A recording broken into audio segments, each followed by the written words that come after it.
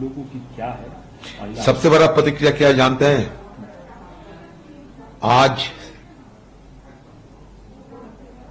हमें जो नया संविधान दिए गए, जिस संविधान को हाथ में लेकर अंदर घुसे, उस संविधान को प्रियम्बल में सेकुलर सोशलिस्ट ये शब्द नहीं है। We the people of India having resolve to constitute India into a socialist secular sovereign democratic republic, उसमें सेकुलर और सोशलिस्ट नहीं थे। हम जानते हैं कि ये दोनों शब्द शामिल हुई थी 1976 में अमेंडमेंट की बात। लेकिन आज की तारीख में अगर कोई संविधान हमें दे, उसमें अगर सोशलिस्ट और सेकुलर दो शब्दों की जिक्र ना रहे, ये बड़े दुश्चिंता की बात है। ये मैं आज राहुल जी को दिखाते थे उस समय, बड़े सुर्ती के साथ ये काम किए गए। अगर आप कुछ बोलने के कोशिश करोगे तो कहेगी कि शुरू में तो यही था, जो शुरू में था वही दे रहे हैं, लेकिन अंदर की मनसा अलग है, इरादा में खोट है। तो मैं सबसे डरे हुए हैं, मैं उससे ज्यादा चिंता कर रहे हैं कि संविधान जो दिए गए हैं उसमें बड़ी चालाकी के साथ सेकुलर और सोशलिस्ट ये दोनों शब्दों को हटा दिए गए। आप लोग थोड़ा देख लीजिएगा, ये बड़ा चिंताजनक मुद्दा है मेरे लिए। मौका मिलते नहीं है, आज बार बार बोलने का कोशिश कर रहे थे, लेकिन बोलने को भी मौका नहीं मिला आज कि मैं ये मुद्दा उठाऊं। तो जब आपको मिल गया, आप एक नेशनल चैनल है, तो आपको बदौलत में ये देशवासी के सामने रखना चाहते हैं। तो दूसरी बात यह है कि देखिए, नए सदन में गए, पहले तो कुछ पता नहीं था क्या आने वाला है। मैं स्पीकर साहब को भी पूछे, पार्लियामेंट अफेयर्स को भी पूछेगा कि बिजनेस क्या है। वो जो ऐसा नहीं, चलो तय कर लेंगे। पहले ये इंप्रेशन दिए गए थे कि नया संसद भवन में हम लोग जा रहे हैं, उनका अपना अनुभव, नया संसद भवन जाने के बाद नया संसद भवन को देखते हुए अनुभव जो होगी, इसको थोड़ा व्याख्यान होगी, उसके बाद सदन खत्म हो जाएगी। इस तरीके की हमें इंप्रेशन दिए गए थे।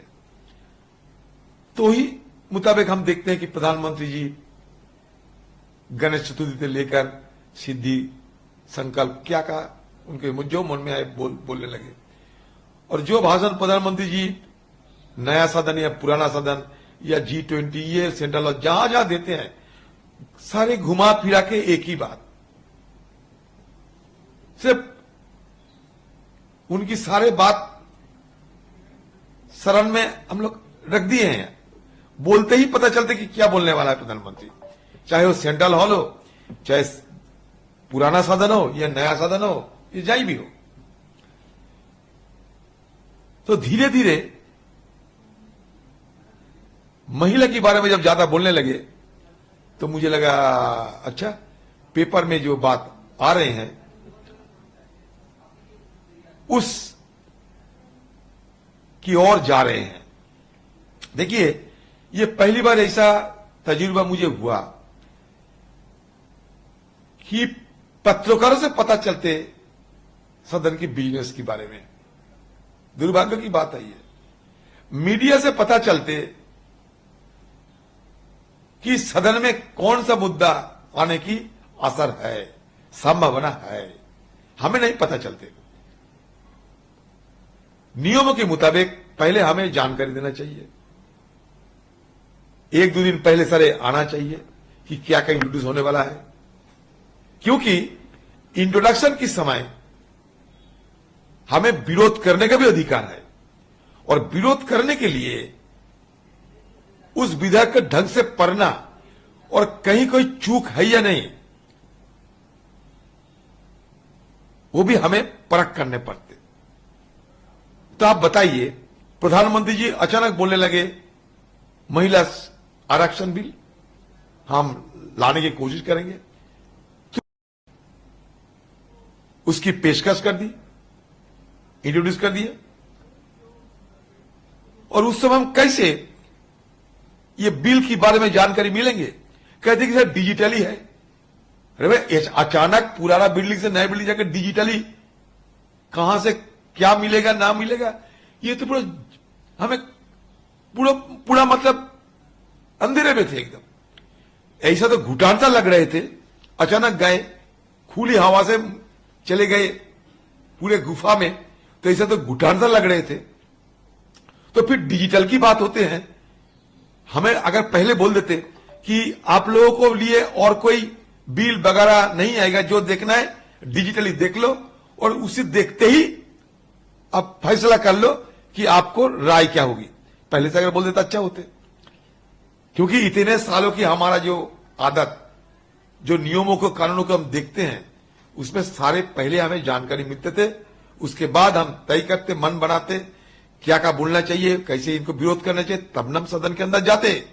यही तो सदन की परंपरा होना चाहिए, नहीं तो कैसे क्या होगा।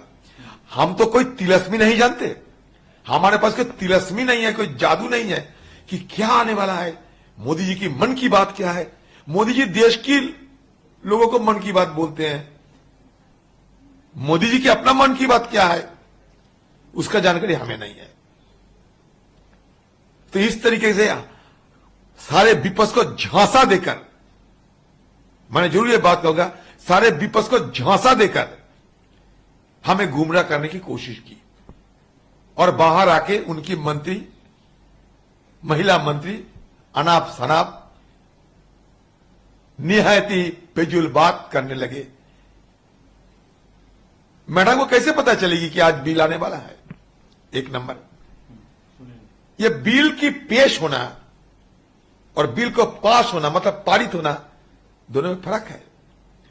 और ये जो बिल महिला आरक्षण, ये मैडम सोनिया गांधी जी की आज की नहीं, बहुत पुरानी सोच है।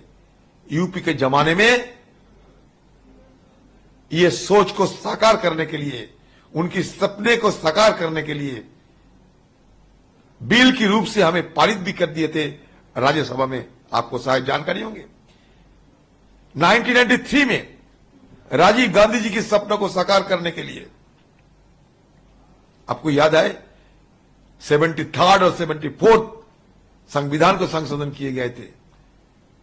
नगर पालिका, पंचायत, और पंचायत राज दोनों में महिलाओं के लिए 1/3 मतलब 1/3 संरक्षण की व्यवस्था की गए थे। मतलब शुरुआत तो उस समय से हुई, हमारा सोच तो उस समय से शुरू कर दिए हम लोग। मनमोहन सिंह के जमाने में सोनिया गांधी जी जब यूपी की चेयरपर्सन थी, उसी की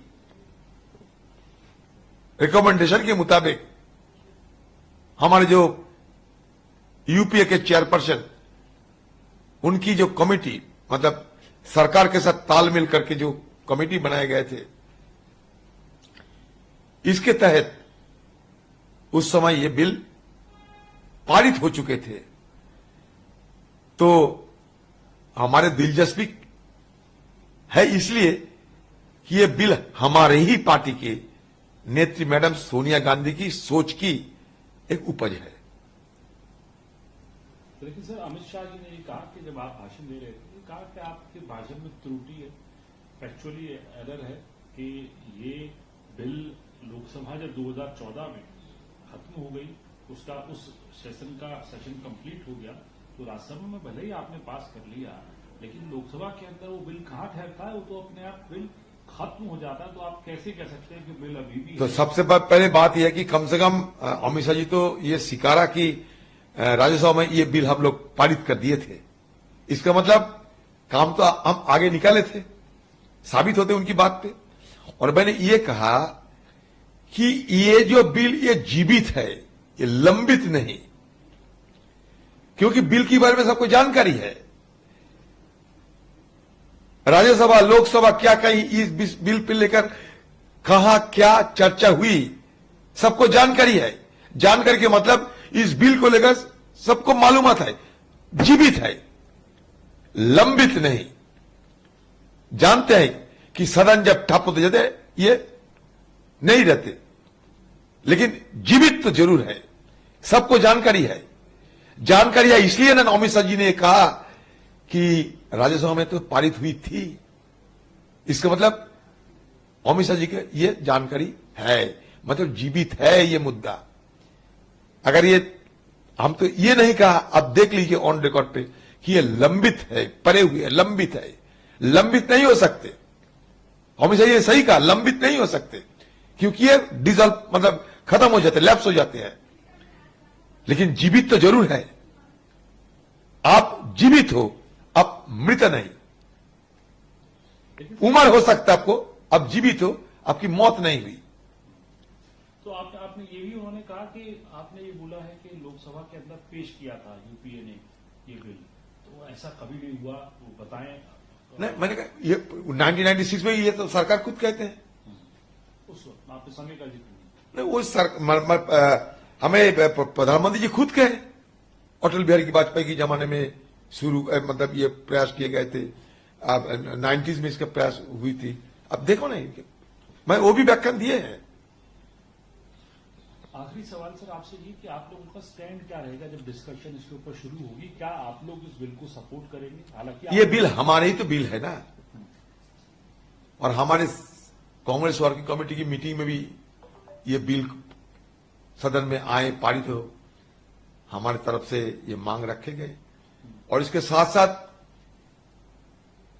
अदर बैकवर्ड क्लास, इनके लिए भी संरक्षण की बिल में अलग जगह हो, ये भी हमारी तरफ से मांग रखा जाएगा। सर एक और बात, जो आपने स्मृति ईरानी जी की बात करी, तो स्मृति ईरानी जी ने कहा कि सोनिया गांधी वहां नहीं रहती हैं। ये चली सीरियसनेस की बात दिखाती है कि गांधी परिवार सिर्फ अपनी महिलाओं के लिए सोचता है, तो और राहुल गांधी पीठ दिखाकर चले। राहुल गांधी थे क्या दिखाएंगे? किसको पता है कि क्या आने वाला है? हमको जादू तो नहीं जानते कि सरकार की तरफ से क्या का बिल आने वाला, हमें कैसे पता चलेगा? ये सब बेबुनियाद फिजुल बात कहने की कोई जरूरत नहीं थी, लेकिन उनको कहनी पड़ेगी। और दूसरी बात तो मैंने कह दिए हैं, ये सपना सोच सब मैडम सोनिया गांधी जी की है। ये बाकायदा स्मृति ईरानी जी को मालूम तो होना चाहिए, अगर वो मंत्री हो तो।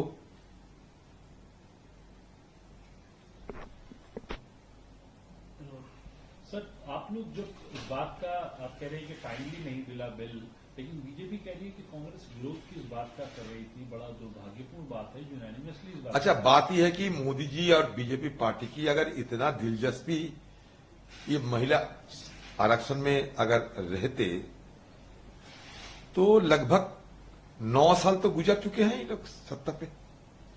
क्या उसका पहलू का जानकारी नहीं थे कि हमारे देश में महिलाओं के लिए महिला आरक्षण बिल की चर्चा हुई थी, राज्यसभा में पारित हो गई थी, लोकसभा में हम पारित नहीं कर पाए। सारे तो इतिहास उनके जानकारी थी, मालूमात थी। तो अगर उनकी इतना दिलचस्पी अगर रही होगी और सही मायने में अगर दिल से चाहते भी थे अगर, तो 9 साल गुजरने के बाद जब चुनाव आने वाला है अगले साल, तो सारे याद अभी आए और महिलाओं के लिए आप आंसू बहाने लगे। ये तो मगरमच्छ के आंसू बहाना है। ये क्रोकोडाइल टीयर्स आप करने लगे महिलाओं के लिए। तो इतने साल क्यों गुजारने दिए आपने?